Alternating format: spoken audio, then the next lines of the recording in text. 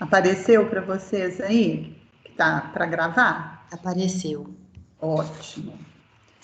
Então, vamos lá. Então, lembrando mais uma vez que agora eu não estou vendo o chat, tá? Só a aula. Então, para me chamar, pode ativar o microfone, ok? Aí, durante a aula, vocês mantenham ele desativado, ok? Então, vamos lá, ó. Eu falei para vocês que a unidade 1, a gente aprende a conversar a anatomia. E por isso que essa aula aqui eu nomeei como Introdução à Anatomia Humana. E aí, para a gente começar essa aula, é importante a gente falar um pouquinho da ciência da anatomia, né? A anatomia, ela é uma das ciências mais antigas do mundo. E durante esses anos todos, aconteceram inúmeras modificações no ensino da anatomia, como estudar a anatomia. Então, aqui tem um quadro, ele é um quadro clássico de Rembrandt, onde ele mostra uma aula de anatomia do Dr. Tupi, que é um médico que está dissecando a mão de um cadáver, né? Então, esses estudos anatômicos, eles eram feitos sem nenhuma metodologia muito aprimorada, e eles eram feitos em anfiteatros, onde um mestre era cercado por pessoas curiosas que queriam entender o funcionamento do corpo humano, conhecer e entender o funcionamento do corpo humano. E, normalmente, os modelos anatômicos, né, as peças anatômicas, como aqui está representado, naquela época, eram cadáveres de pessoas marginalizadas, de pessoas, no caso, esse modelo, era um ladrão, ele roubava, e aqui, então, ele foi levado à morte por isso, e aí esses estudos anatômicos eram feitos em pessoas que estavam marginalizadas pela sociedade. Hoje, então, durante esses anos todos do estudo da anatomia, ele foi se aprimorando. E hoje nós temos técnicas tão atuais, tão modernas, que elas representam o corpo humano na sua totalidade e representando aqui movimentos típicos do nosso dia a dia. Né? Isso aqui é uma foto de uma exposição de arte que teve lá em São Paulo, aqui também teve, com vários cadáveres, essas peças são alemãs, e os alemães, eles são muito minuciosos na descrição, então eles são assim, anatomistas por natureza, tanto é que os melhores livros de anatomia têm origem no alemão, tá? E aqui, então, eles fizeram uma técnica que preservava todo o corpo humano e que podia representar situações cotidianas do indivíduo. Além disso, durante esses anos, foram aparecendo instrumentos que nos permitiam a descrição do corpo humano com o indivíduo vivo. E, né, então, os tomógrafos, os raios-x, então a gente consegue ter uma ideia do corpo e dos órgãos no interior desse corpo com o indivíduo vivo. Então, essa anatomia, ela ficou muito mais próxima do real, ok? Então, com isso, foram surgindo conceitos, terminologias importantes no estudo da anatomia. E aí, é isso que nós vamos fazer aqui hoje. Começar a entender essa terminologia. E para isso, a primeira coisa que a gente vai fazer é entender a origem da palavra anatomia. A anatomia é uma palavra grega, onde ela tem dois radicais, né? Ana significa através de e tomen significa cortar. Essa palavra anatomia, ela tem uma correspondente no latim, que é dissecare. Dis significa em partes e secare significa cortar. Então, nós unindo esses dois conceitos etimológicos aqui, olha, o que significa anatomia? A anatomia é uma ciência que estuda macro e microscopicamente a estrutura do corpo. A nossa parte aqui, ela é macro. A microscopia, vocês viram com a Fernanda, né? Então, hoje, nós vamos estudar a parte macroscópica da anatomia, ok? E como que a gente vai fazer isso? Como que eu vou começar esse estudo aqui da anatomia? Para a gente ter um corpo humano, nós temos a formação em vários níveis, em nível químico, nível celular, nível tecidual, orgânico e o nível sistêmico, né? Então, olha aqui, ó, os átomos, eles se unem constituindo as moléculas.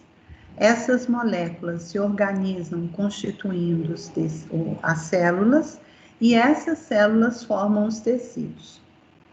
Os tecidos, eles se unem na formação de um órgão.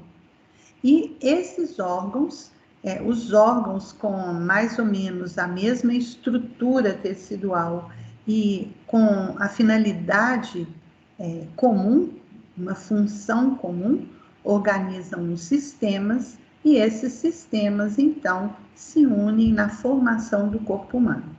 Então, um corpo humano, ele começa através de união de átomos, né? Então, ele tem a parte química, que é o átomo e a molécula, a parte celular, essas células se organizam constituindo o nível tecidual do corpo humano, esses tecidos formam os órgãos se unem nos sistemas e todos os sistemas, então, constituem o corpo humano, ok? Então, isso não é novidade para ninguém, a gente só está dando uma repassada aqui, né? Bom, e daí? Como que nós vamos agora ver o corpo humano? Vocês lembram, lá na primeira aula eu falei assim para vocês, a anatomia médica 1, ela é a anatomia que estuda os sistemas, mas estuda os sistemas organizados em regiões. Então, quais são as regiões que nós temos no nosso corpo? Então, olha, nós vamos ter aqui a cabeça ela é constituída pelo crânio e pela face. Nós vamos ter o tronco, que é essa parte aqui, olha, e esse tronco ele é dividido em 3 regiões. A porção mais superior do tronco é o tórax, a porção média do tronco é o abdômen e a porção inferior do tronco é a pelve. Alguns livros falam que o tronco ele é dividido em 2 regiões. Por que faz essa diferença? Porque o que separa a região superior do tronco da região inferior do tronco é o músculo diafragma.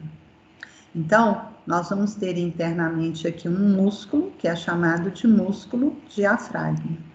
Acima do diafragma eu tenho o tronco, o tórax, e abaixo do diafragma nós vamos ter uma região que muitos só chamam de região abdominopélvica, porque eu não tenho uma estrutura física como o diafragma separando o abdômen da pelve.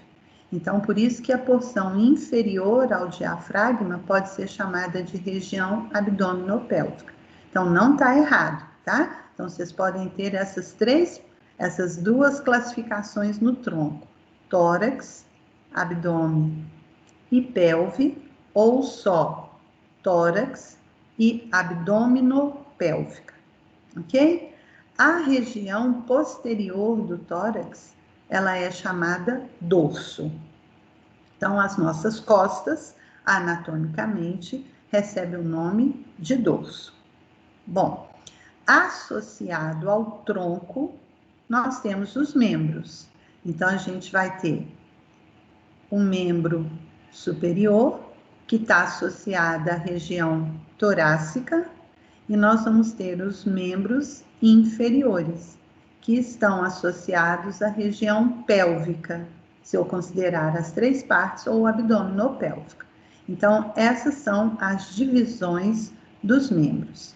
E aqui eu fiz uma divisão ainda dos membros, porque olhem bem, isso aqui é um membro superior. Eu falei que ele está associado ao tórax. Essa associação do membro superior com o tórax, eu chamo o ombro, né? Agora, a parte móvel do membro superior, ela é dividida em 3 partes. Então, eu tenho braço, antebraço e mão, ok? Quando a gente fala assim, tô com dor no braço, isso aqui não é braço. Braço é só a parte superior do membro. Então, isso aqui é o braço. Aqui, se eu for me referir a uma dor nessa região, eu tenho que falar, estou com dor no antebraço, ok? Então, ombro, braço, antebraço e mão. A mesma coisa acontece no membro inferior. A ligação do membro inferior com a pelve, eu chamo de quadril. Então, isso aqui é a região do quadril. É a ligação do membro inferior com a pelve.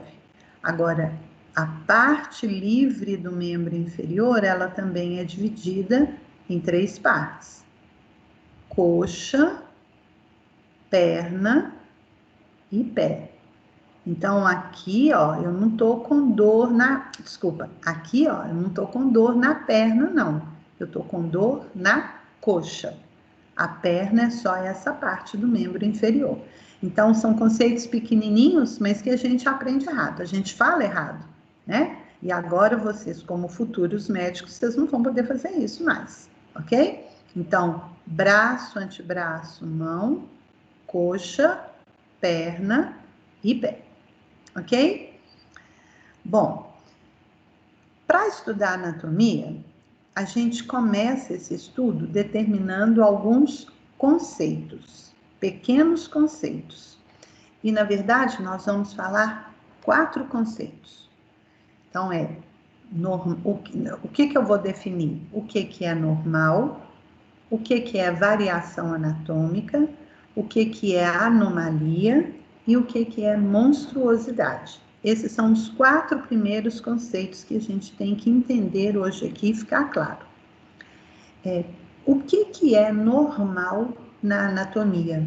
Porque se eu falar normal no médico, o médico vai entender que é um indivíduo sadio, que não tem nenhuma doença. Isso para ele é normal. O que é normal na anatomia, então? Normal é aquilo que acontece no maior número de casos. Então, ele é uma referência estatística na anatomia, é o padrão. Então, olhem aqui, ó. Eu estou com um grupo de pessoas aqui, eles são morfologicamente diferentes, mas eles são considerados normais, porque eles seguem um padrão anatômico. Então, se eu tomar o corpo desses indivíduos, eles apresentam regiões como cabeça, tronco, membros, né? Então, eles são padrões, eles obedecem uma estatística. Esse é o conceito de normal em anatomia. Bom, a partir de normal, nós vamos definir os outros conceitos, que seriam, o primeiro, variação anatômica. O que é essa variação? É qualquer modificação que acontece no indivíduo, mas que não causa disfunção, não causa alteração fisiológica. Isso é uma variação anatômica. Então, eu vou para cá, para esse outro slide aqui, ó. Variação é uma modificação morfológica sem prejuízo funcional. Olhem bem aqui, ó. Morfo significa forma. Logia significa estudo. Estudo. Então, aqui tem modificação na forma, mas não tem alteração funcional, que seria fisiológica. Fisiofunção, logos estudo. Então, isso é o conceito de variação anatômica. modifica a forma, mas não modifica a função. E existem alguns fatores que promovem essa modificação morfológica. Que fatores que são esses? Um deles é a idade. Se a gente observar o indivíduo desde a sua fase embrionária até a vida, até a idade de idoso, nós vamos observar que ocorrem modificações morfológicas no corpo desse indivíduo, mas que não trazem disfunções. Então, isso é um fator que promove a variação anatômica, que leva à variação anatômica. Então, olha, quando a gente pega um recém-nascido, ele é todo pequenininho, normalmente ele não tem cabelo ou tem pouco cabelo, né? Ele tem estruturas menores, mas que vão sofrendo modificações anatômicas ao longo da vida. Então, isso é um fator de variação anatômica. O outro fator de variação anatômica é sexo. E quando a gente fala sexo, essa modificação, ela não está relacionada só com a área genital, não. Peso de osso, estrutura muscular, distribuição de gordura no corpo, diferencia a mulher do homem. E isso não faz alteração fisiológica, ela só caracteriza, né? Então, não tem disfunção. Por isso que sexo é um fator que promove a variação anatômica. Outro fator que promove a variação anatômica é o biotipo ou biótipo. O que é a definição de biótipo? Biótipo é o conjunto de características herdadas e de características adquiridas em função do meio. Então, tem várias classificações quanto ao biótipo. Aqui eu representei uma delas. Então, olha, nós temos aqui o indivíduo longilíneo e o indivíduo brevilíneo. E entre eles, o normolíneo, que é também chamado de mediolíneo. Esse indivíduo seria o padrão, o normal. Ele é o que acontece em maior número de casos. Então, ele é uma referência estatística para nós.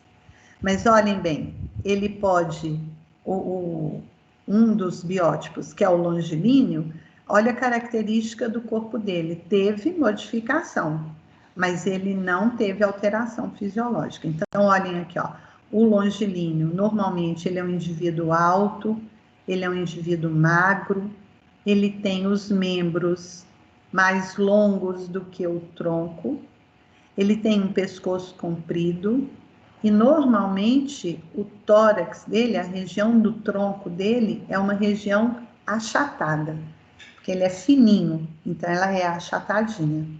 Já o indivíduo brevilíneo, ó, ele é um indivíduo baixinho, é um indivíduo mais gordinho, tem o tronco mais avolumado, mais alargado e tem o pescocinho curto.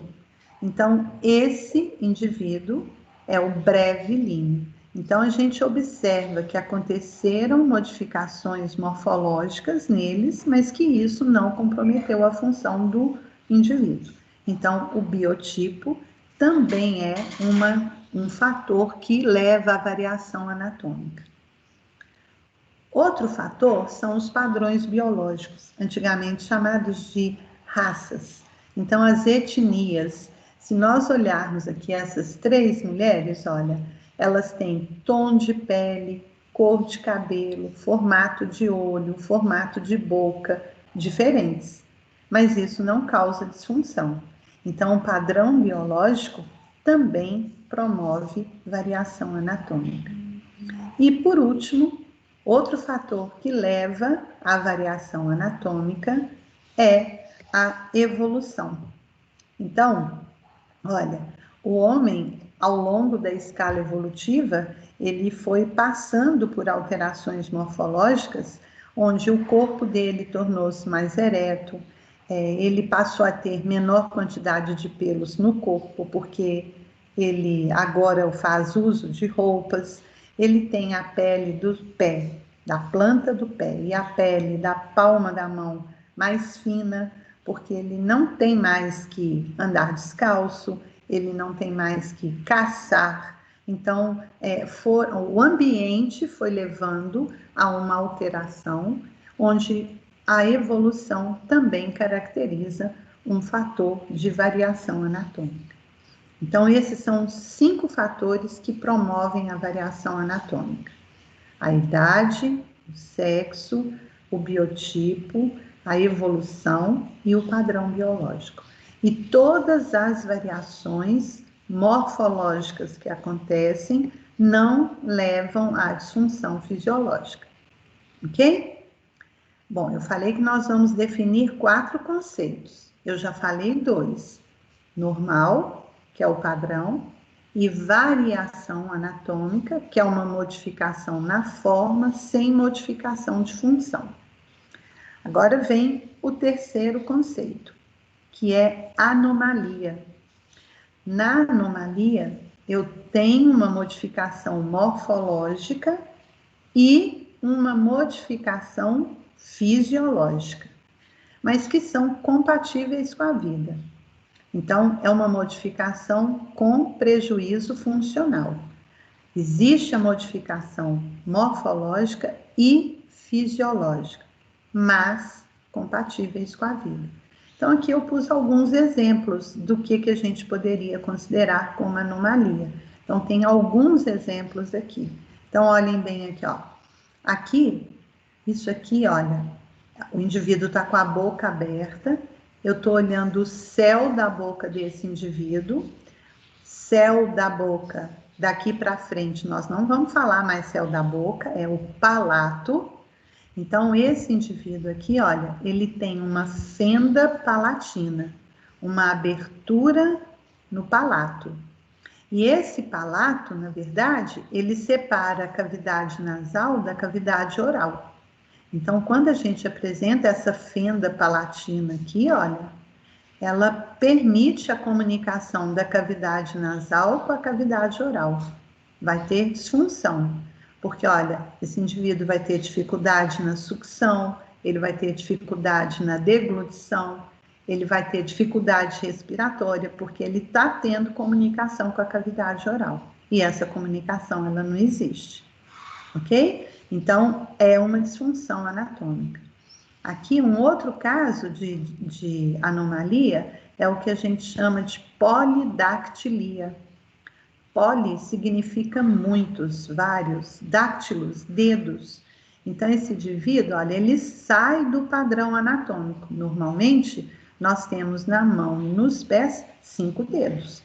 Esse indivíduo apresentou mais de 5 dedos. Então, houve uma modificação morfológica e um comprometimento funcional, porque ele vai ter dificuldade de apreensão, ele vai ter um desequilíbrio devido à alteração da estrutura do pé dele.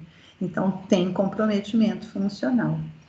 E aqui, um caso que eu coloquei foi síndrome, mas todas as síndromes genéticas compatíveis com a vida são exemplos de anomalia. Aqui eu pus a síndrome de Down. Então, ela tem modificação, aqui eu estou vendo a modificação morfológica no rosto, né? Então, ela tem modificação morfológica, mas ela tem externa, mas tem interna também, que pode levar a comprometimento funcional. Então, tem modificação no cérebro, tem modificação no coração, tem alterações morfológicas que levam a um comprometimento funcional. E o último conceito em anatomia é a monstruosidade. Stael. Oi? Pode falar? Licença.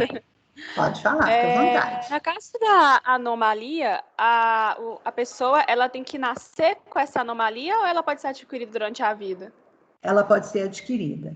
Aqui eu estou te mostrando a anomalia que aconteceu congênito, já nasceu assim, mas ela pode ser adquirida sim, tá? Qualquer alteração morfológica que leve a uma fisiológica, nós vamos considerar uma anomalia, ok? Tudo bem? Ok, obrigada. De nada. E o outro conceito, então, é o conceito de monstruosidade. Ele vai ter modificação morfológica, ele vai ter modificação fisiológica, só que ele é incompatível com a vida. Então, um exemplo clássico disso é o que a gente chama de anencefalia. A significa não, encéfalo é a parte mais superior do sistema nervoso. Então, a anencefalia, aqui é um exemplo de anencefalia, ó, ele tem aqui, não ocorreu a formação da parte superior do crânio e da parte superior do sistema nervoso, que é o encéfalo. O encéfalo, ele é o centro de comando da atividade de todo o nosso corpo. Então, se nós não temos o encéfalo, não temos funcionalidade corporal, e aí ele é incompatível com a vida. Esse é um exemplo clássico, mas olhem bem, se um bebê for formado sem os 2 rins, ele também vai ser incompatível com a vida, porque o rim é importante na filtração do sangue. Então, se eu não tenho um rim, não vai ter filtração de sangue, esse sangue vai tornar-se tóxico para o organismo e mata o indivíduo. Então, aqui eu estou vendo uma monstruosidade no sentido restrito da palavra. Além dele ser incompatível com a vida, ele é feio de se ver, né? Daí monstruosidade. Mas você pode ter um indivíduo externamente perfeitamente normal dentro dos padrões, mas se ele nasce sem os 2 rins, ele é incompatível com a vida.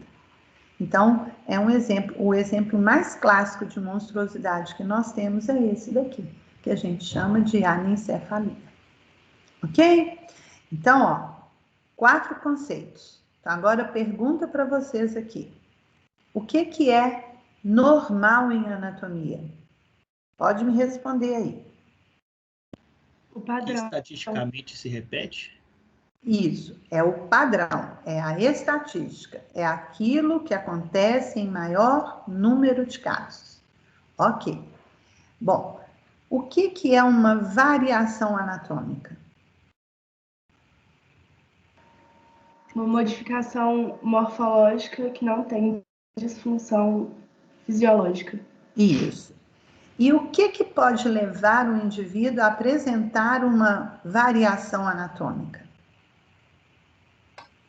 Fatores como sexo, biotipo, evolução, idade.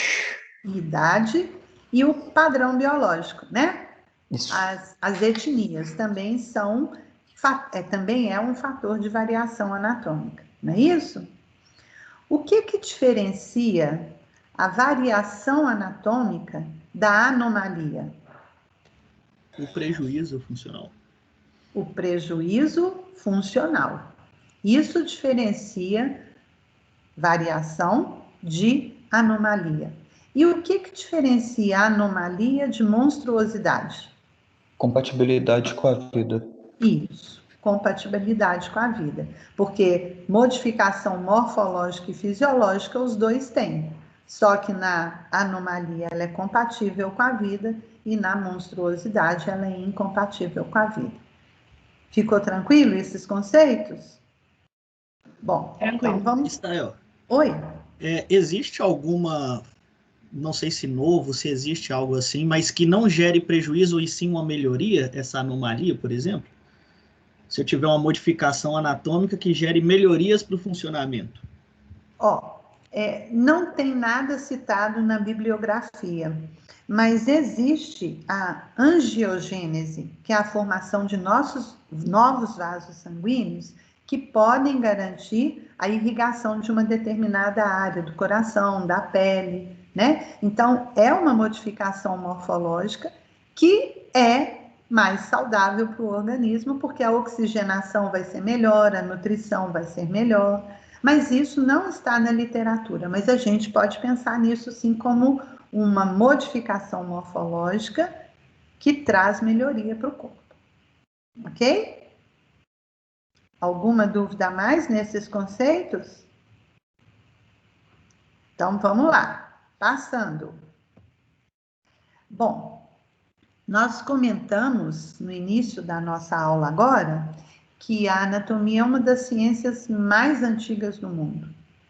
E devido a esse tempo de existência dessa ciência, existiam milhares de nomes de anatomia que eram diferentes de acordo com a região que eles eram estudados.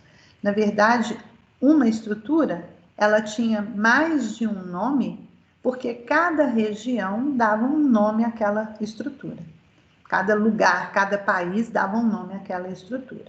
Então, os anatomistas sentiram a necessidade de criar o que a gente chama de nómina anatômica. Então, a nómina anatômica é o conjunto de nomes que descrevem o corpo humano. E essa nómina anatômica, para se estabelecer essa nómina anatômica, algumas normas tiveram que ser estabelecidas. E aí eu citei aqui as normas mais comuns e que vão ser importantes para nós ao longo do estudo da anatomia. Então, olha aqui, ó, a primeira norma que eles estabeleceram para determinar esse conjunto de nomes aqui. A língua oficial da anatomia é o latim. Então, toda vez que se descobrir uma estrutura nova, essa estrutura tem que ser nomeada em latim. A gente precisa estudar latim para estudar anatomia? Não, não precisamos disso. Porque aí, a partir desse nome em latim, cada região traduz o nome para o seu vernáculo, né? E por que eles escolheram o latim? Porque o latim é uma língua morta, ela não vai ter alteração. Então, por isso, escolheram o latim. Mas se a gente for pegar todos os nomes em anatomia, a gente ainda tem algum nome que tem origem no grego, no alemão, que ficaram consagrados e que a gente não mudou, mas a grande maioria é em latim. Uma outra norma que ficou estabelecida para se determinar esses nomes é que deve-se evitar o uso de epônimos. Epônimo é quando a pessoa que estudava pela primeira vez aquela estrutura dava o seu nome à estrutura. Por isso que vocês no meio clínico, né, o meio médico, eles gostam muito de epônimo, eles preservam o epônimo. Em anatomia, a gente não usa epônimo. Então, vocês vão ouvir no consultório, no ambulatório, no hospital, vocês vão ouvir assim: ele está com uma infecção na tuba de Eustáquio, ele está com uma infecção na tuba de Falópio. Então, Falópio, Eustáquio, foram as pessoas que estudaram pela primeira vez aquela estrutura. Então, hoje não usa mais isso. Então, deve-se evitar epônimos, ok? Durante as nossas aulas de anatomia, os epônimos mais clássicos eu vou falar para vocês, porque vocês vão ouvir no hospital. Mas numa prova de anatomia, eu não aceito o uso de epônimo, porque a anatomia não pode ter epônimo, ok? Como que o nome deve ser definido? Então, os nomes em anatomia, eles devem ter um valor descritivo ou informativo. Olhem bem, se eu falar assim para vocês: músculo quadrado lombar. Então, eu estou dando um valor descritivo desse músculo. Eu estou falando que ele tem uma forma de um quadrado. Então, músculo quadrado lombar, que está localizado na região lombar, que é a região, uma das regiões mais inferior da coluna vertebral. Se eu falar artéria braquial, artéria é um tubo, bráquio é braço do latim, então a artéria braquial é uma artéria responsável pela irrigação do braço. Então tem uma informação aí. Se eu falar para vocês tuba auditiva, olha, tem muito mais a ver do que eu falar para vocês tuba de Eustáquio. A tuba auditiva é a tuba de Eustáquio. Quando eu falo tuba auditiva, eu estou dando uma informação. É um tubo, é uma estrutura longa que está localizada próximo da orelha. Então, esses nomes ajudam na identificação da localização da estrutura. Então, o nome em anatomia deve ter um valor descritivo ou informativo, ok? E também, como a anatomia ela é muito descritiva, eles estabeleceram algumas abreviaturas para facilitar a descrição dessas estruturas, a anotação da descrição dessas estruturas.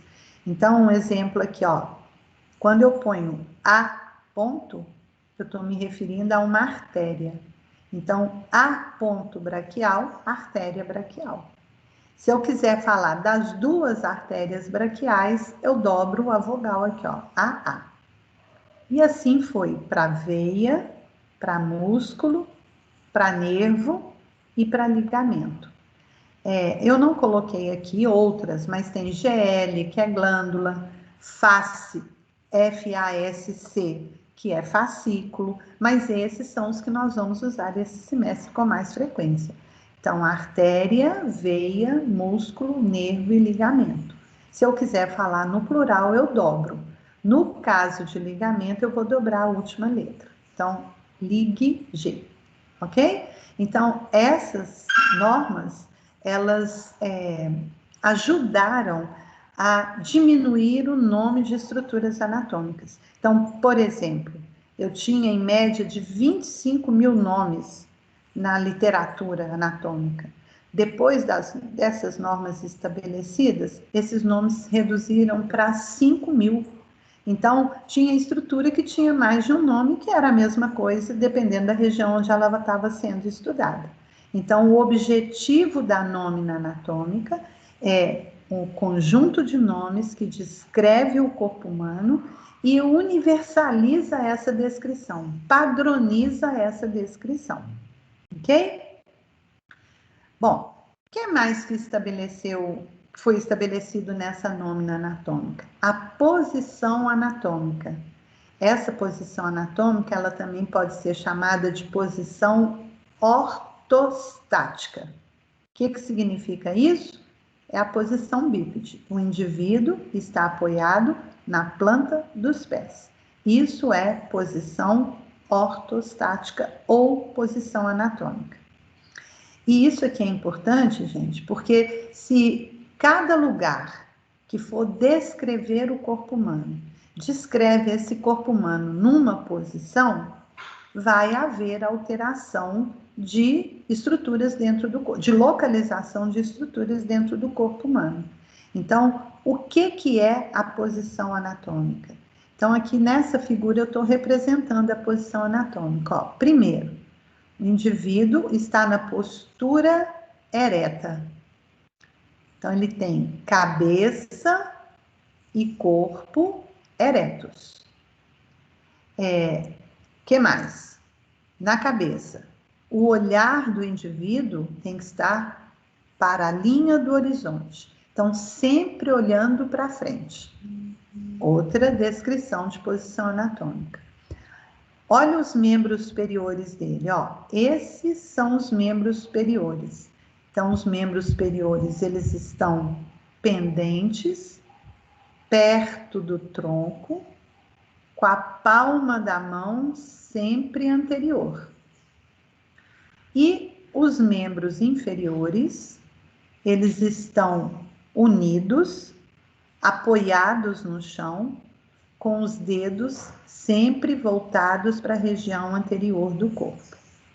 Então, olha, isso é muito importante. Eu falei para vocês assim, ó, se cada lugar estuda o corpo numa posição, pode haver alteração de localização. Vou dar um exemplo aqui para vocês. Isso aqui é a mão. A mão tem que estar sempre voltada anterior. No antebraço, nós temos dois ossos, rádio e ulna. O rádio é o osso lateral do antebraço e a ulna é o osso medial do antebraço. Se eu viro a palma da mão, esses dois ossos vão mudar de posição aqui. Então, vai ter uma alteração de localização.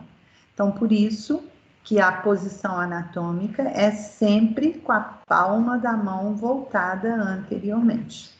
Entenderam aqui? Então, postura ereta, cabeça e corpo. Olhar no horizonte, membros inferiores unidos, apoiados no chão, com os dedos apontados anteriormente. E membros superiores pendentes, perto do tronco, com a palma da mão anterior. Ok? Bom, descrevemos a posição ortostática ou posição anatômica. Agora, ó, nós falamos que a anatomia é o estudo do corpo cortado em partes. Então, até agora, nós não cortamos. Então, a gente precisa de fazer cortes nesse corpo. Mas para fazer cortes nesse corpo, a gente tem que entender os planos de delimitação. Então, ó, um corpo humano, ele tem uma posição no espaço, porque ele é delimitado. Então, olha os planos de delimitação aqui, ó. Primeiro, ó, esse indivíduo, ele está em posição anatômica, ó, cabeça e corpo eretos, membros inferiores juntos, apoiados no chão, os dedos apontados para frente, os membros superiores pendentes, com palma da mão anterior e pertinho do tronco. Então, ele está em posição anatômica.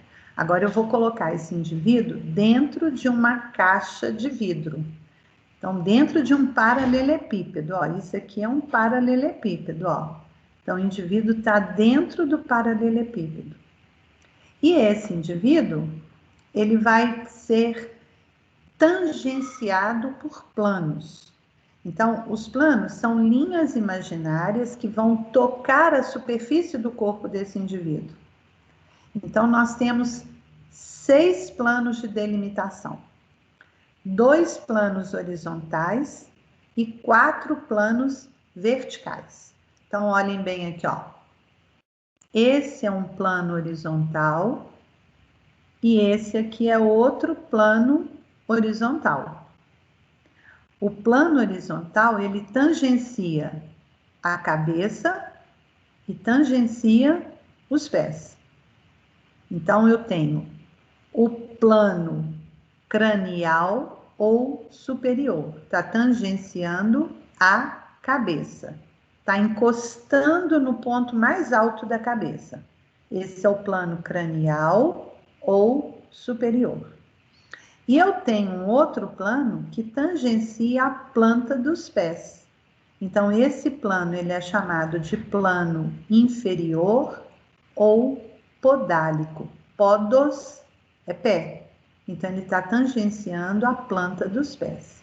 Então, esses 2 planos, cranial ou superior, inferior ou podálico, são planos de delimitação horizontais. Agora, eu tenho os planos de delimitação verticais. Então, eles também vão encostar na superfície do corpo. Então, eu vou ter um plano que encosta na região anterior do corpo, um plano que encosta na região posterior do corpo, um que encosta na região lateral esquerda e outro na lateral direita. Então, estes são os planos de delimitação verticais. Então, eu vou ter o plano anterior ou ventral. Ele tangencia a região anterior do corpo. Eu vou ter o plano posterior ou dorsal. Tangencia a região posterior do corpo.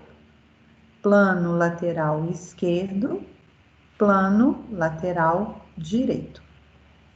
Esses planos que eu acabei de citar para vocês, eu mostrei os planos de delimitação do corpo como um todo. Mas eu posso usar os planos de delimitação para uma das regiões do corpo. Então, eu vou mostrar aqui em mim agora. Eu quero que vocês olhem para mim agora. E eu vou mostrar os planos de delimitação na região da cabeça, ok? E aí eu vou apontar e vocês vão falar para mim qual desses planos eu estou apontando aqui. Então, olha aqui, ó. Que plano de delimitação que é esse aqui? Superior. Superior ou cranial, ok? Que plano de delimitação que é esse aqui? Lateral direito. Lateral direito, lateral esquerdo. Que plano de delimitação que é esse aqui? Anterior. Anterior. Esse daqui? Posterior. Posterior. E esse daqui? Inferior. Inferior. Então, ó, nós traçamos o plano de delimitação na região da cabeça. Então, eu posso fazer isso no tronco, posso fazer isso nos membros. Entenderam? É uma coisa que eu quero chamar atenção aqui para vocês, ó. Quando eu vou delimitar, por exemplo, só a cabeça, nós falamos plano cranial ou superior, plano lateral direito, plano lateral esquerdo, plano anterior. Aqui eu não vou usar o nome de plano ventral, porque ventre é a região do tronco, não é a região da cabeça. Então aqui eu vou chamar só plano ventral ou anterior. Desculpa, só plano anterior. Ventral não cabe na região da cabeça. Ok? A mesma coisa aqui, ó. Aqui é plano inferior. Eu não vou falar plano podálico, não tem nada a ver com pé aqui, né? Então, aqui é plano inferior. Podálico eu só vou usar ou para o corpo inteiro ou quando eu estiver falando só do membro inferior. Entenderam? A mesma coisa é tronco. Ó, vamos delimitar o tronco aqui, ó. Isso é o tronco. Que plano de delimitação que é esse aqui do tronco, ó? Qual que é esse plano? Oi? Superior?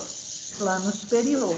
Aqui nós não vamos falar plano cranial, né? Então, aqui é o plano superior do tronco. E que plano que vai ser esse aqui do tronco?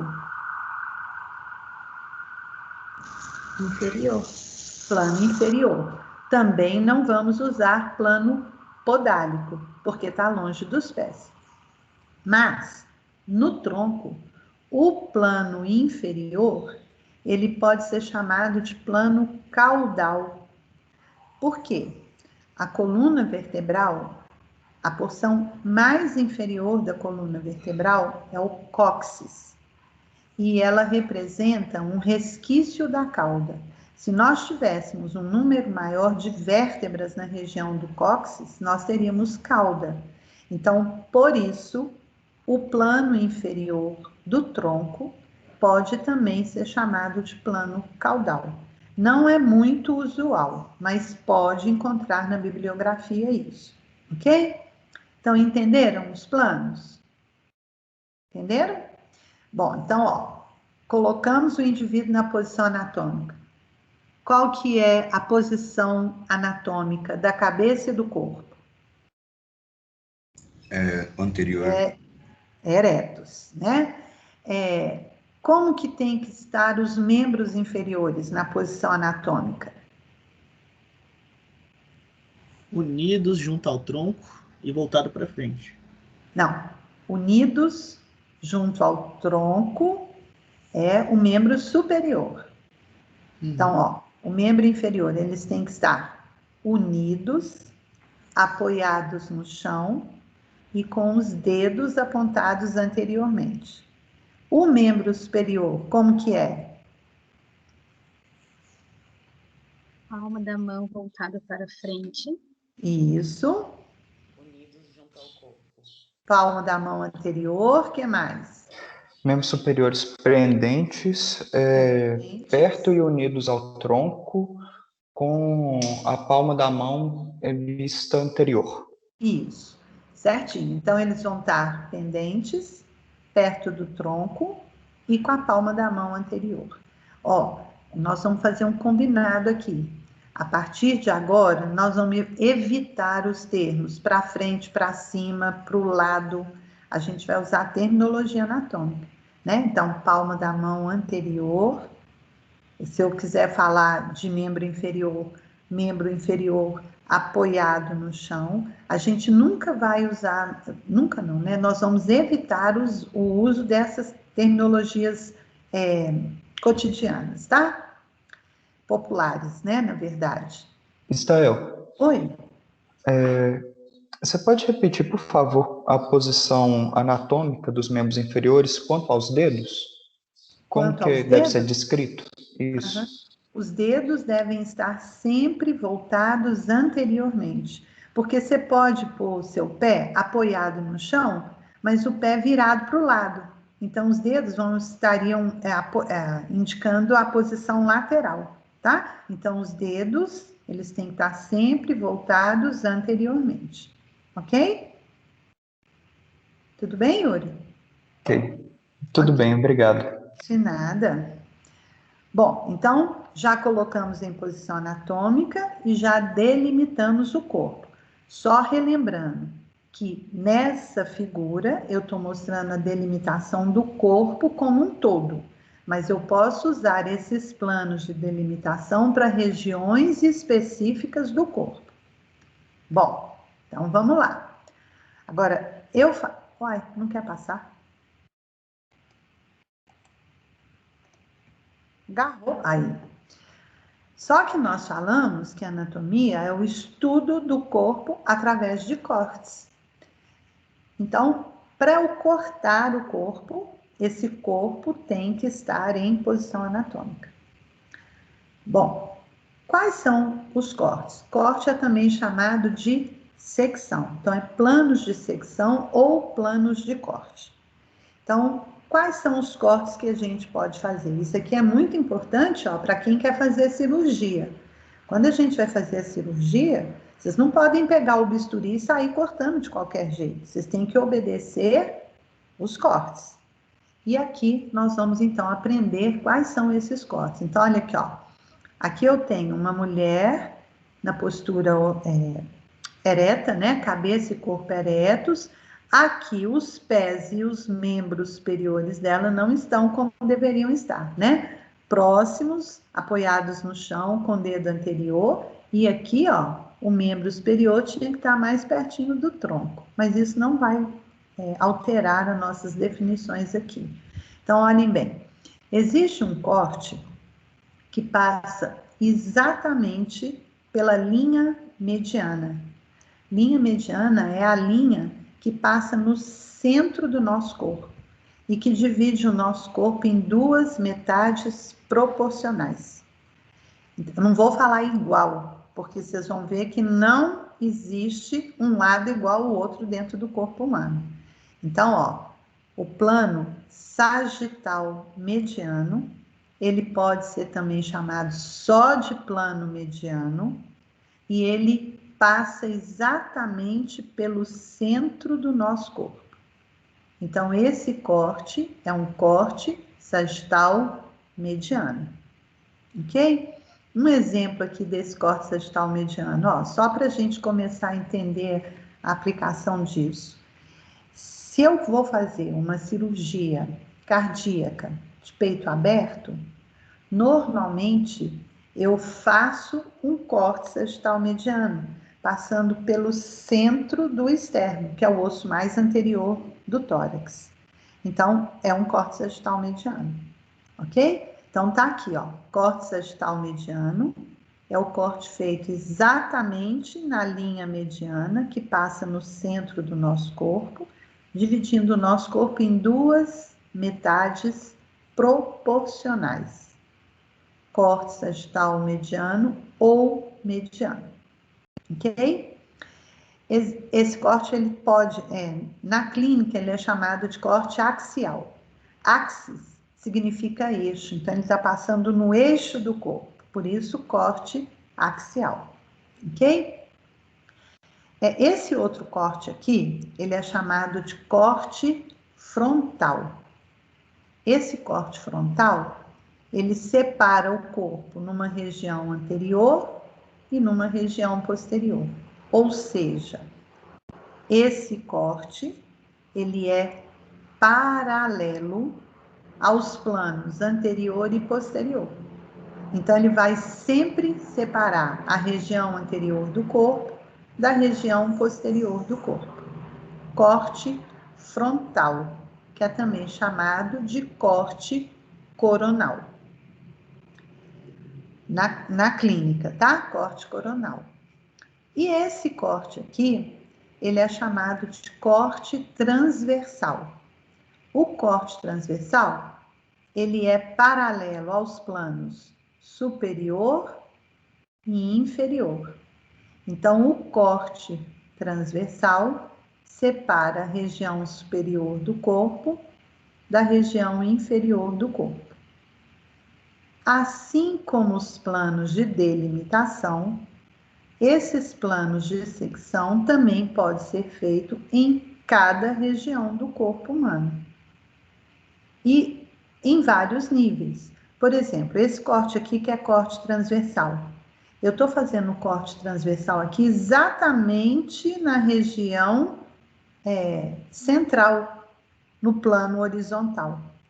Mas eu posso fazer esse corte transversal aqui, eu posso fazer esse corte transversal aqui, eu posso fazer esse corte transversal aqui.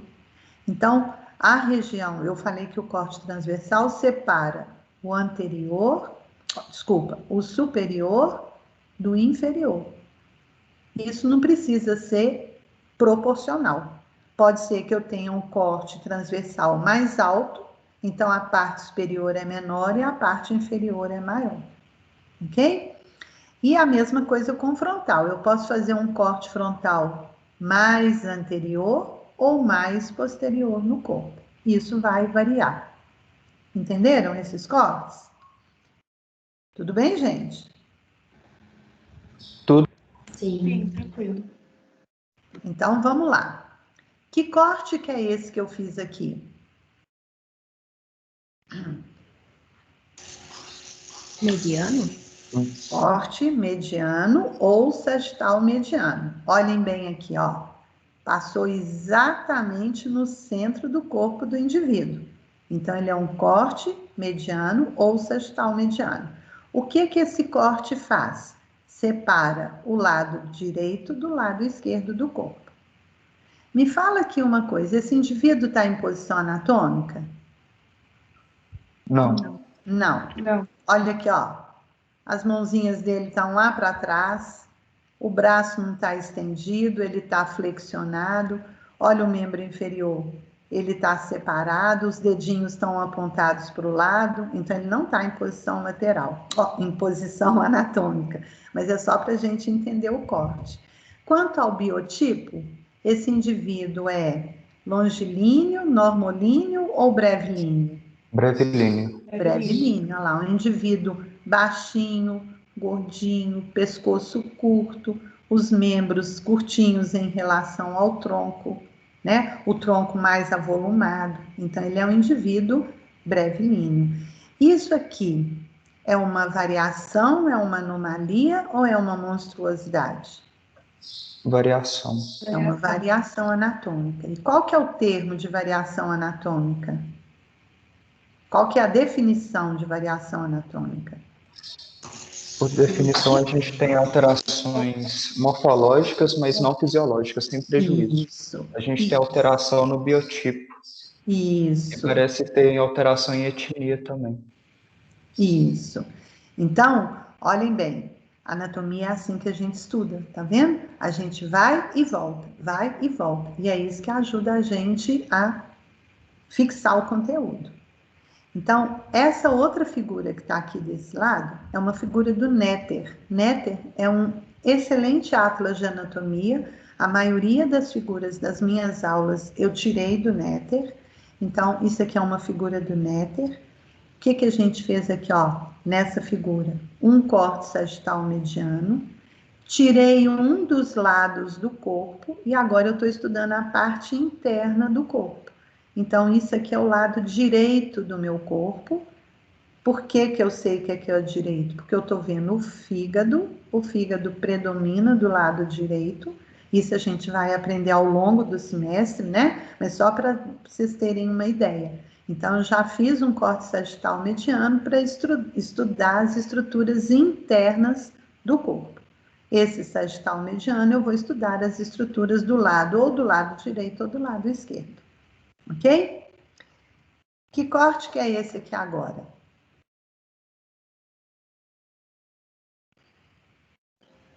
Frontal. Corte frontal. Então, olha aqui, ó. Continua o indivíduo brevilíneo.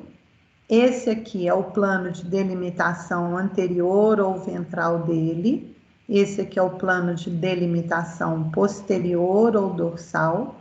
Então, esse corte, que é o corte frontal, está paralelo ao plano anterior e ao plano posterior. Então, quando eu faço esse corte, eu separo a região anterior do corpo da região posterior do corpo, ok? E aí, outra figura do Néder. Eu fiz o corte frontal, tirei a região anterior do corpo desse indivíduo e estou olhando a região posterior por dentro. Então, isso aqui, ó, é a parede posterior do abdômen. Então, eu estou vendo ela por dentro. Então, os cortes nos permitem identificar as estruturas internas do corpo. Então, outro corte. O próximo agora. Que corte que é esse que eu fiz aqui? Transversal. Transversal. Aqui também é um corte transversal. Aqui também é um corte transversal. Aqui também é um corte transversal. Esse corte transversal, ó, ele está paralelo aos planos superior e inferior. E quando a gente faz o corte transversal, a gente estuda as estruturas internas, ou da parte superior ou da parte inferior do corpo. E uma dica: os cortes transversais, normalmente eles têm uma secção circular. Tá vendo? Então, olha aqui, ó. Eu fiz um corte transversal aqui, tirei a parte inferior e estou olhando a parte superior.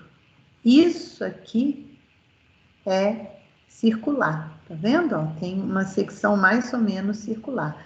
Toda vez que vocês fizerem um corte transversal, a secção desse corte é circular, ok? Então, aqui eu tô vendo, ó, fígado, estômago, o baço, aqui os rins, aqui uma vértebra.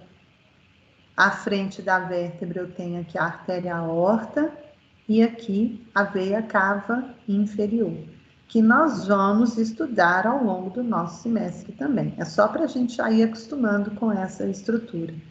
Se eu for delimitar aqui, olha, que plano de delimitação é esse daqui, ó? Delimitação, tá? Qual que é esse plano de delimitação aqui? Anterior? Anterior, isso.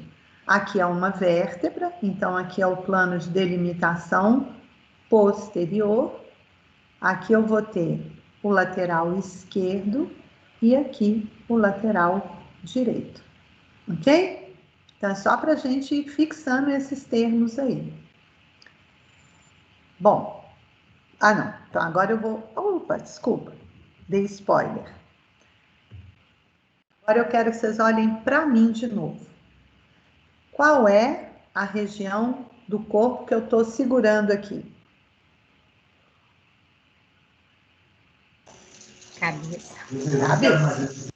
Pergunta ridícula, né? Mas é para a gente ir guardando. Cabeça. A minha cabeça aqui, ela está em posição anatômica? Sim, está. Está, porque ela está ereta, não está? Porque olha aqui, ó. Se eu tivesse assim, eu não estaria em posição anatômica, porque ela está inclinada. Então, a cabeça tem que estar em ereta, em posição anatômica.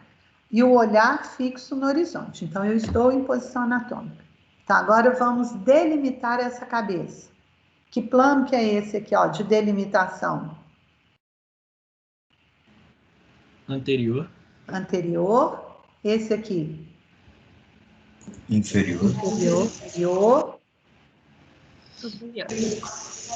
Qual? Cranial. Cranial ou superior. Lateral direito. Lateral direito. Lateral esquerdo. Lateral esquerdo. Posterior. Pronto, delimitamos. Agora eu vou cortar a minha cabeça. Qual é o plano de secção que eu estou usando aqui? Transversal. Transversal. O transversal separa superior de inferior. Ok? Que plano de secção que eu estou usando aqui? Sagital. Sagital mediano. Mediano. Não pode falar só sagital, não. Eu vou explicar o porquê, tá? Esse aqui é o sagital mediano, ok? Ok. Sagital mediano separa proporcionalmente lado direito do lado esquerdo. Que plano de secção que é esse daqui? Coronário. Coronal ou frontal? Coronal, isso. Né? Separa o anterior do posterior, ok? Agora olhem aqui para mim, ó. Eu falei que esse plano é mediano ou sagital mediano. Lado direito é proporcional ao lado esquerdo.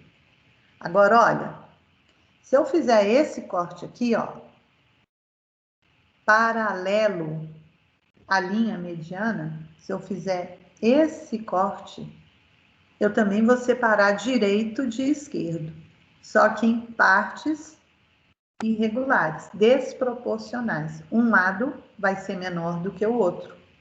Então, esse corte é um corte sagital. Por isso que no corte mediano, se vocês optarem em falar sagital, tem que falar sagital mediano, ok? Então, sagital mediano separa direito e esquerdo proporcionalmente. E o sagital separa o direito e o esquerdo desproporcional. Entenderam a diferença de sagital mediano para sagital? Sim. Ótimo. Agora, olhem bem aqui. Eu vou pegar membro superior aqui nesse bonequinho. Esse aqui é o plano de delimitação superior dele.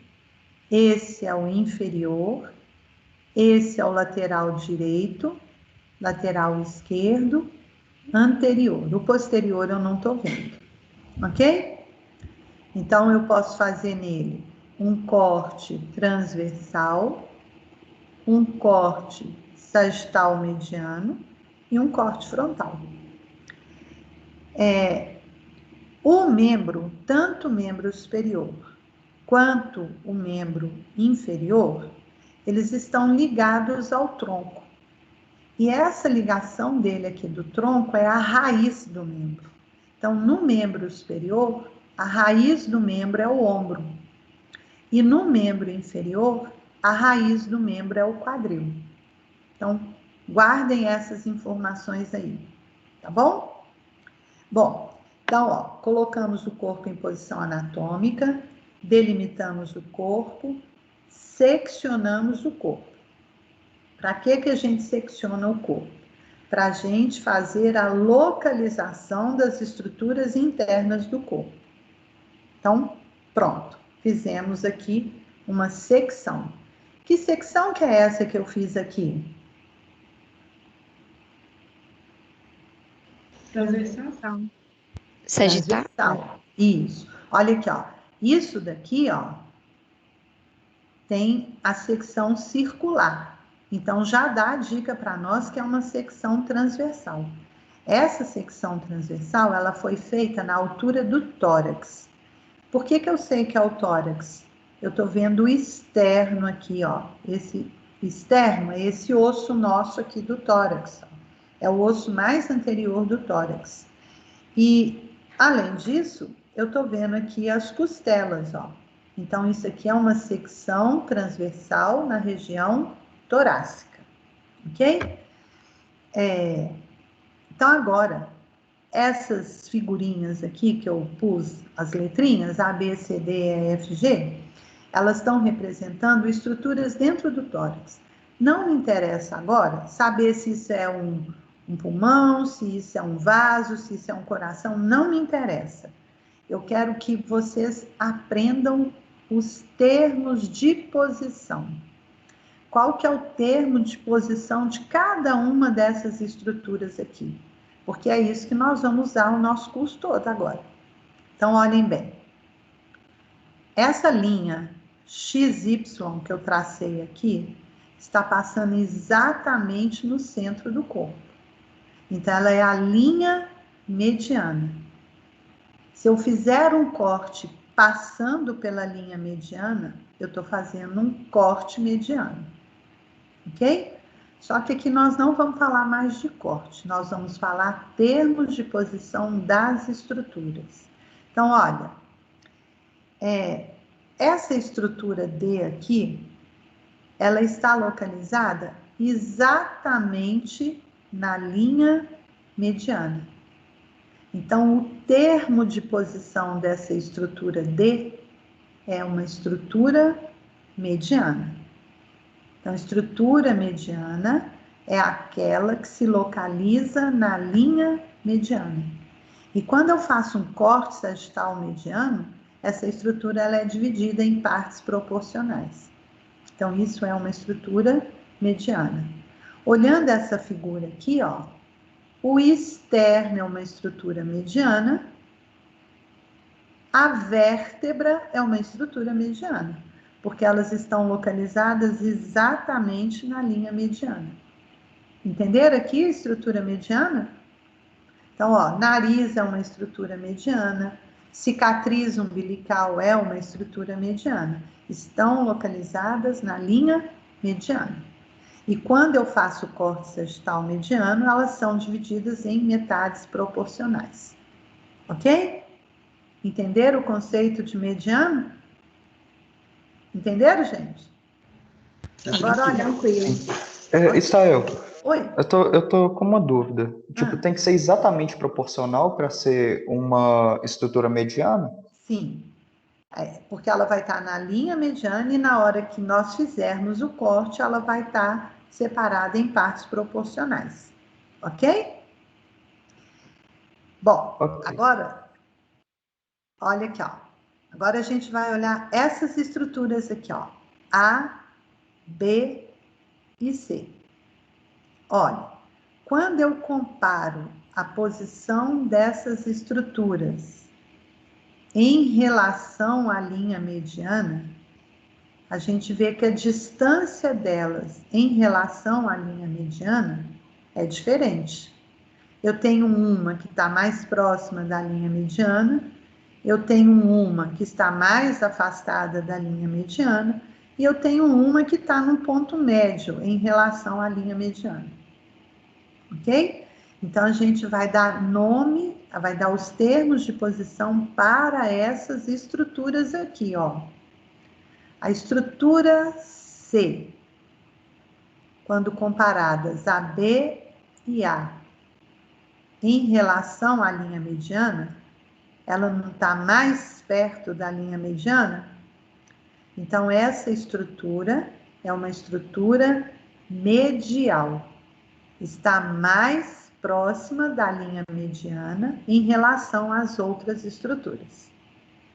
Então, termo de posição, gente, é sempre uma estrutura em relação à outra, ok? Então, aqui no caso, ó, a estrutura C, quando comparadas a B e A, está mais próxima da linha mediana. Então, ela é uma estrutura medial, ok? Aí, dessas três estruturas, a A é a que está mais afastada da linha mediana. Então, eu falo que a posição da estrutura A é lateral. É a que está mais afastada da linha mediana. Professora, Oi? eu não poderia usar o termo distalmente? Não. Distal, nós vamos falar daqui a pouquinho distal. Você aguarda só um pouquinho, Claro, ok? certo, obrigada, professora. De nada. E aí tem a estrutura B. Toda estrutura localizada entre uma medial e uma lateral tem o termo de posição, né, como intermédia. Ok? Então, vou repetir, ó. Medial é o que está próximo à linha mediana. Lateral é o que está mais afastado da linha mediana. E intermédio é o que está entre uma medial e uma lateral. Então, vamos trazer isso para a prática. Qual que é a posição anatômica da mão? Na posição anatômica, como que a mão tem que estar? Voltado anteriormente. Voltada anteriormente e perto do tronco, não é isso que nós falamos? Então, vocês vão colocar a mão de vocês aí em posição anatômica. Nós temos 5 dedos na mão. Os dedos são numerados a partir do polegar. Então, o polegar é o dedo 1, o dedo mínimo é o dedo 5, ok? Então, agora eu vou pedir para vocês pensarem aí e responder para mim, ó. Qual é o termo de posição do dedo 5 em relação ao dedo 1 na linha mediana? Medial. Ele é medial, porque ele está mais próximo da linha mediana, não é isso? Então, qual que vai ser o termo de posição do dedo 1 na mão? Lateral? Vai ser lateral, porque ele é o que está mais longe da linha mediana. Concordam? Agora, ó, dedo 2, dedo 3 e dedo 4. Esses dedos, eles estão localizados entre um medial, que é o dedo 5, e um lateral, que é o dedo 1. Então, qual que é o termo de posição desses dedos? Intermédio. Intermédios. Entenderam? Ok? Então, agora eu vou mostrar aqui para vocês outra coisa, ó. Olha, agora vocês vão olhar em mim aí na tela. Cabeça. Ó, olho, bochecha e orelha. Qual que é o termo de posição do olho em relação à bochecha e à orelha? Medial. Medial. Qual que é o termo de posição da orelha? Lateral. Lateral. E qual que é o termo de posição da bochecha? Intermédio. Intermédio. Entenderam? Então, esses termos de posição, dependendo do que a gente está avaliando, pode ser usado em qualquer parte do corpo também. Ok? Tranquilo aqui, gente? Bom, então agora nós vamos olhar essas outras figuras aqui, ó. E, F e G. Olha, E, F, G, elas têm uma mesma distância da linha mediana. Então, eu não posso falar que é medial, intermédia e lateral, porque elas estão numa mesma distância da linha mediana. Mas elas têm posições diferentes em relação aos planos anterior e posterior.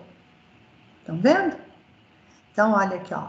A estrutura E, ela está mais próxima do plano posterior. Então, ela é uma estrutura superior. O termo de posterior. O termo de posição dela é posterior. A estrutura G está mais próxima do plano anterior. Então, ela é uma estrutura anterior. Ok? E a estrutura F, ela está entre uma anterior e uma posterior. Ela é uma estrutura média. Então, média é a estrutura localizada entre uma posterior e uma anterior. Média. Então, vamos olhar aqui de novo na figurinha, olha. Externo, vértebra torácica. Qual que é a posição do externo em relação à vértebra torácica? Anterior. Ela é anterior. Qual que é a posição da vértebra torácica em relação ao externo? Posterior. Posterior. Agora, olha aqui, ó. Aqui eu tenho o coração. Qual que é o termo de coração? Qual que é o termo de posição do coração em relação ao externo e à vértebra torácica? Médio. Médio, porque ele está entre uma anterior e uma posterior. Ok? Entenderam aqui? Sim. De novo na cabeça. Osso frontal, osso occipital e aqui dentro o cérebro. Então, ó, o osso frontal é anterior, o osso occipital é posterior e o cérebro lá dentro é médio, em relação ao frontal e ao occipital. Entenderam? Bom, aí, ainda nessa figura, eu tenho o número 1 e o número 2. Aí, olha bem, o número 1 está para fora da cavidade. Então, ele é uma estrutura superficial. A número 2 está dentro da cavidade, está voltada para a cavidade. Então, ela é uma estrutura profunda. Então, é superficial ou externo, profundo ou interno. O superficial está voltado para fora da cavidade e o profundo está voltado para dentro da cavidade. Ok? Então, agora, se não me engano, foi a Assunta que perguntou, distal, e falou do termo distal. O termo distal e proximal, normalmente, eles são usados para membros. Então, eu vou lá naquele hominho, eu venho aqui agora, ó. Isso aqui é o membro superior. Vou até voltar mais figuras. Oh, meu Deus, cadê ela? Membros. Tudo que eu falar para o membro superior, tem no membro inferior, ok? Para membro, eu não uso superior e inferior. Eu uso proximal e distal. Sendo que proximal é o que está mais próximo da fixação no tronco e distal é o que está mais afastado da fixação no tronco. Então, proximal, distal. Então, olha aqui, nós não chamamos essa região aqui de braço, antebraço e mão. Então, ó, o braço no membro superior, ele é a porção proximal do membro. A mão é a porção distal do membro. O antebraço, ele ficou entre uma proximal e uma distal. Então, o antebraço é uma parte média. Aí vocês vão falar comigo assim, mas você falou que médio é o que fica entre anterior e posterior? Sim, mas é também aquele que está localizado entre um proximal e um distal. Ou então, se eu quiser falar, olhem bem, ó, isso aqui é a região do tronco. Eu falei que o tronco, ele tem tórax, abdômen e pelve. Então, olha, no tronco, a estrutura mais superior é o tórax. A estrutura mais inferior é a pelve. O abdômen é médio. Ficou entre um superior e um inferior. Proximal e distal, que a gente usa só para os membros, eles representam o superior e o inferior no tronco. Tudo bem, gente? Assunta, foi você que me perguntou, não foi? Foi. Obrigada, professora. Agora consegui dissociar. Ok. Então, agora eu vou mostrar, eu quero que vocês olhem minha mão. Estão vendo a minha mão aí? Sim. Então, ok. Olha aqui, ó. Mão. Ela tem carpo, metacarpo e falanges. O carpo, em relação ao metacarpo e às falanges, ele é proximal ou ele é distal? Proximal. Proximal. Ele está mais perto da fixação. E as falanges vão ser distais. Distais. O metacarpo, qual que é o termo de posição dele? Parte média. Parte média. Entenderam? E as falanges, ó, proximal, média, distal. Ó, pelo amor de Deus, hein? Não existe falange, falanginha, falangeta. Não existe isso. É falange proximal, falange média, falange distal. Olha o dedo 1. Quantas falanges o dedo 1 tem? 2. 2. Quais são elas? Proximal e distal. Proximal e distal. Ela não tem a média, porque média tem que ficar entre. Ela não tem a média. Entenderam? Sim. Sim. Claro esses termos, gente? Então, olhem bem. Sim. Eu vou fazer só mais uma pergunta aqui.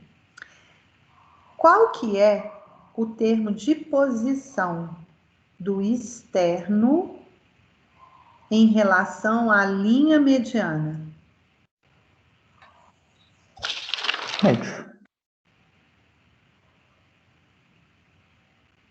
Medial. Não. Central? Não existe esse termo. Ele é anterior à mediana? Não. Olha aqui, ó. Em relação à linha mediana, o externo é Paralelo. mediano. Ele é mediano, porque ele está na linha mediana, ok? Agora, ó, se eu perguntar assim, qual que é o termo de posição do externo em relação à vértebra torácica? Anterior. Anterior. Qual que é o termo de posição da vértebra em relação à linha mediana? Mediana. Mediana. Mediano. Mediana. Mediano. Então, olha aqui, ó. Mediano, medial, intermédio e médio são nomes muito parecidos, mas que indicam posições diferentes. Então, uma determinada estrutura dentro do corpo, ela pode ter o termo de posição diferente de acordo com o que eu estou comparando ela. Então, é isso que é importante vocês terem em mente. Os termos de posições, eles são definidos sempre de uma estrutura em relação à outra. Ok? Então, vamos repetir os conceitos desses termos aqui? Qual é o conceito de uma estrutura mediana? Que está na linha mediana. Isso, é aquela localizada na linha mediana. Qual é o conceito de uma estrutura medial? Que está mais próximo da linha mediana. Mais próximo da linha mediana. Qual é o conceito de uma estrutura intermédia? Entre uma lateral e a medial. Isso. É a que se localiza entre uma medial e uma lateral. E qual é o conceito de uma estrutura média? Entre uma estrutura posterior e anterior. Entre uma anterior e uma posterior. Entre uma proximal e uma distal. Ou entre uma superior e inferior. Ok? Tudo bem, moçada? Gente? Sim. Sim. Tudo bem. Ok. Sim. Então, ótimo. Então, agora, para a gente fechar essa aula e dar um intervalo. Posso dar sequência? Pode. Pode. Então, vamos lá, ó.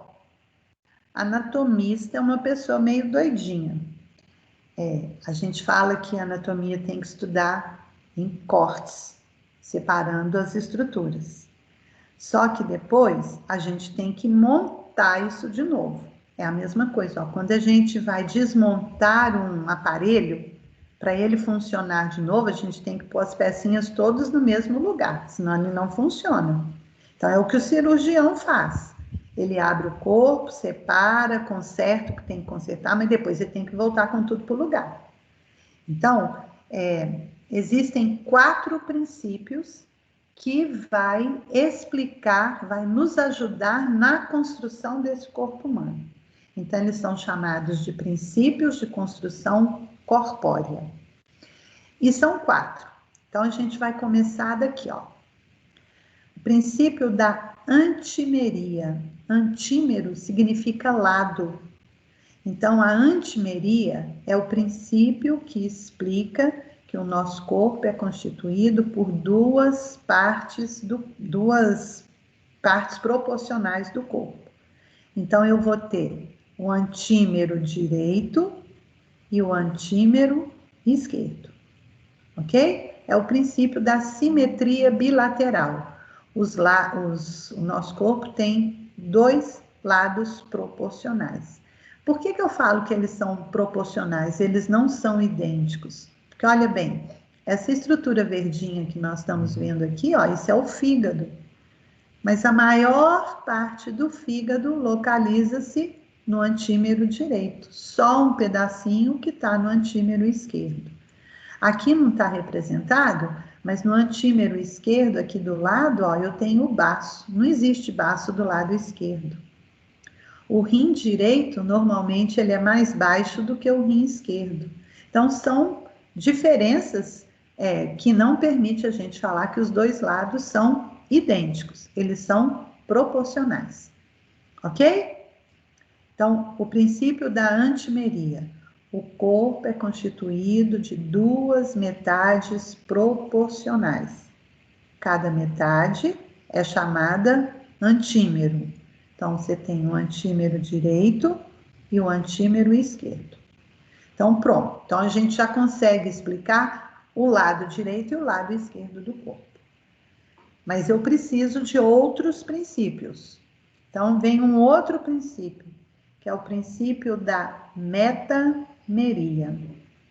Metameria, o corpo é formado pela superposição longitudinal de segmentos semelhantes. Cada segmento é um metâmero. Que parte do corpo vocês acham que a metameria explica? Então, ele é formado pela superposição de segmentos semelhantes. Onde que tem superposição de segmentos semelhantes no nosso corpo? As vértebras? Nas vértebras. A coluna vertebral é um exemplo de metameria. Um outro exemplo de metameria é o gradil costal, que é o conjunto de costelas. A gente tem uma costela sobre a outra. Então, ele também é um exemplo de metameria. Essa figura que eu pus aqui para vocês, para representar a metameria, ela está mostrando para nós a distribuição dos nervos que vão fazer a inervação do nosso corpo.